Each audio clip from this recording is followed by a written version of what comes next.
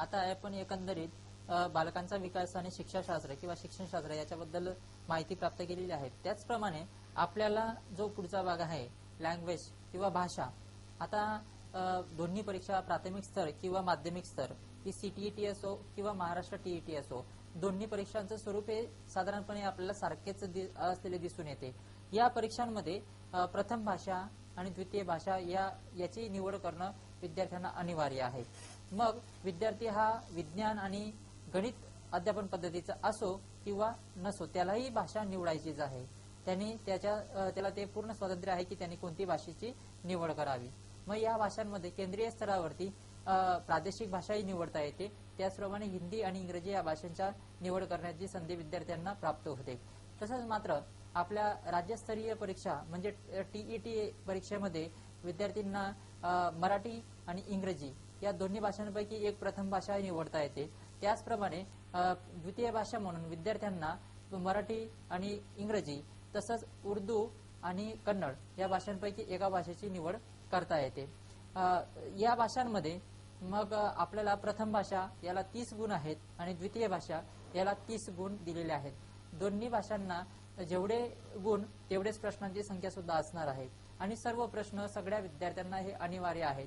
तो विद्यार्थी प्राथमिक स्तराची परीक्षा देत असेल तरीही त्याला अनिवार्य आहेत आणि माध्यमिक स्तरावरील म्हणजे वर्ग 6 ते 8 ची परीक्षा देत असेल त्यालाही अनिवार्य आहे। दोन्ही ठिकाणी हा समन्वय साधलेला आपल्याला दिसून येतो आणि दोन्ही ठिकाणी प्राथमिक स्तर किंवा माध्यमिक स्तरावरील जी पात्रता परीक्षा आहे त्या पात्रते परीक्षेमध्ये जे अभ्यासक्रमाचं स्वरूप आहे तेही सारखंच आपल्याला असलेलं दिसून येतं। याची सगळ्या विद्यार्थ्यांनी काळजीपूर्वक नोंद घ्यावी। विद्यार्थी मित्रांनो, आता जे अध्यापन चाललेलं आहे त्या अध्यापनाच्या मोफत नोट्स आणि ऑनलाईन लेक्चर्स तुम्हाला www.dakhal.in या वेबसाईटला प्राप्त होणार आहेत। म्हणून या वेबसाईटवरती सगळ्या विद्यार्थ्यांनी साइन अप करणं गरजेचं आहे आणि मोफत लेक्चरचा आनंद घेणं गरजेचं आहे।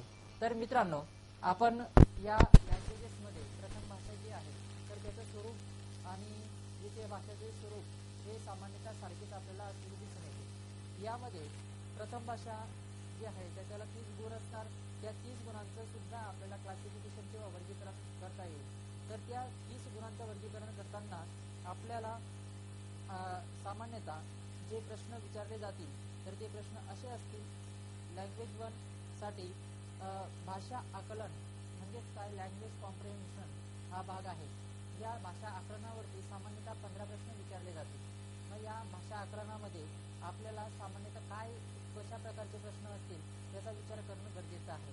मग या भाषा आकलनामध्ये विद्यार्थ्यांसाठी एक पॅरा किंवा परिच्छेद दिलेला असेल। त्या परिच्छेदावरनं विद्यार्थ्यांची आकलन क्षमता लक्षात घेऊन विद्यार्थी उत्तरं कशी सोडवतात याचं मूल्यमापन या परीक्षेत केलं जातं। मग विद्यार्थ्यांनी जो परिच्छेद दिलेला असेल त्याचं आकलन करून घेणं, तो उत्तरा व्यवस्थित काळजीपूर्वक वाचणं, तो समजून घेणं आणि समजून घेऊन मग त्या उत्तरावरील उत्तरं देणं।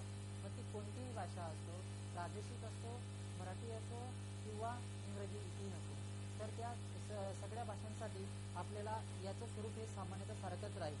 यामध्ये एक गद्य किंवा पद्य उतारा दिलेला असेल किंवा काव्य दिलेलं असेल त्याच्यावरही प्रश्न विचारला जाऊ शकतात आणि या ठिकाणी यासाठी 15 गुण हे आपल्याला राखून ठेवलेले आहेत। त्याचप्रमाणे जो पुढचा भाग आहे 15 गुणांसाठी, तर तो 15 गुणांसाठीचा असलेला भाग आपल्याला असं सांगता येईल की शिक्षणशास्त्र आणि भाषा विकास म्हणजेच काय, तर पेडागॉगी आणि लँग्वेज डेव्हलपमेंट यासाठी 15 गुण राखून ठेवलेले आहेत।